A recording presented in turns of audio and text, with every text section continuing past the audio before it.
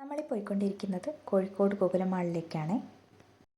കോഴിക്കോട് ഞങ്ങളെപ്പോഴും പോവാറുള്ള ഞങ്ങളെ പ്രിയപ്പെട്ട ഒരിടമാണ് ഈ ഒരു പ്ലേസ്.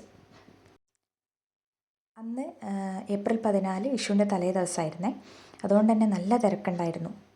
റോഡിൻ്റെ സൈഡിൽ തന്നെ പാർക്കിംഗ് ഫുൾ എന്നൊക്കെയുള്ള ബോർഡ് കണ്ടിട്ടുണ്ടായിരുന്നു. അപ്പോൾ അവിടെ പാർക്ക് ചെയ്യാൻ പ്ലേസ് ഉണ്ടാവുമോ, ഇനി തിരിച്ചു പോവേണ്ടി വരുമോ എന്നൊക്കെ നല്ല ടെൻഷൻ അടിച്ചിട്ടായിരുന്നു ഞങ്ങൾ പാർക്കിംഗ് ഏരിയയിലേക്ക് പോയിട്ടുണ്ടായിരുന്നത്.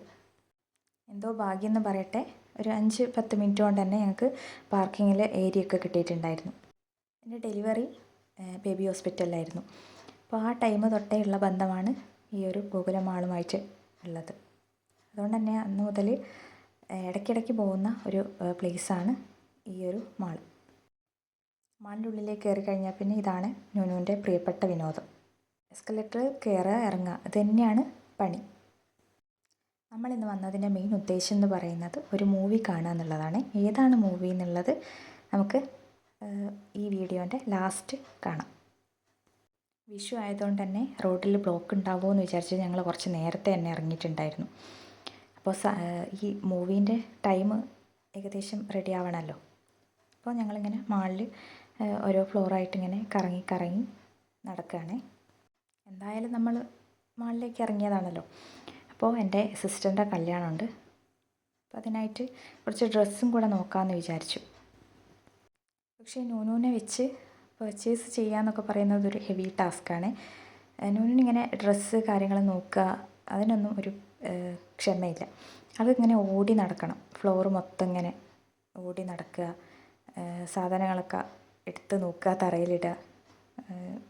തറയിൽ അങ്ങനെ ഇടാറില്ല, എന്നാലും എടുത്ത് നോക്കുക, അതൊക്കെയാണ് എൻ്റർടൈൻമെൻ്റ് എന്ന് പറയുന്നത്.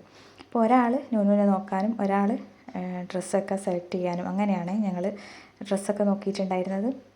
അങ്ങനെ ലാസ്റ്റ് കുറച്ച് ഡ്രസ്സൊക്കെ വാങ്ങിച്ച് ഞങ്ങൾ പുറത്തേക്ക് ഇറങ്ങിയതാണ്. പുറത്തേക്ക് ഇറങ്ങിയാൽ പിന്നെ എസ്കലേറ്റർ കണ്ടാൽ നേരെ അതിൽ കയറണം, പിന്നെ അതിൽ തിരിച്ച് ഇറങ്ങണം. ഇതൊക്കെ തന്നെയാണ് മെയിൻ കലാപരിപാടികൾ. കുഞ്ഞിനെ കൊണ്ട് വന്നാൽ നമ്മൾ എസ്കലേറ്ററിൽ കയറി അല്ലെങ്കിൽ ലിഫ്റ്റ് കയറി ഒരു വഴിക്കാവും. ഇതാണ് നൂനുവിൻ്റെ മോസ്റ്റ് ഫേവറേറ്റ് ഏരിയ. ഏതെങ്കിലും ഒരു ടോയ് എടുക്കുക എന്നുള്ളതാണ് നൂനു ഏറ്റവും വലിയ ബുദ്ധിമുട്ട്. ഒന്നെടുക്കുക, തിരിച്ച് വയ്ക്കുക, വേറെ ഒന്നെടുക്കുക, ഇതാണ് ഫുൾ പരിപാടി അവിടെ ഉണ്ടായിട്ടുള്ളത്. അപ്പോഴേക്കും മൂവി തുടങ്ങാനുള്ള സമയം ഏകദേശം ആയിട്ടുണ്ട്.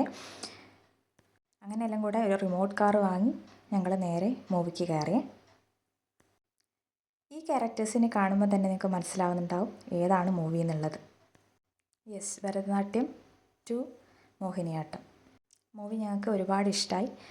നല്ല ചിരിക്കാനുള്ള, നല്ല കോമഡിയുള്ള, ഒരുപാട് കാലത്തിന് ശേഷം ഇങ്ങനെ ചിരിച്ചൊരു മൂവി ഉണ്ടായിട്ടില്ല. നല്ല മൂവിയായിരുന്നു. ഇതിൽ ഓരോ ക്യാരക്ടേഴ്സാണെങ്കിലും സൈജു കുറുപ്പാണെങ്കിലും ഒന്നിനൊന്ന് മെച്ചം തന്നെയായിരുന്നു.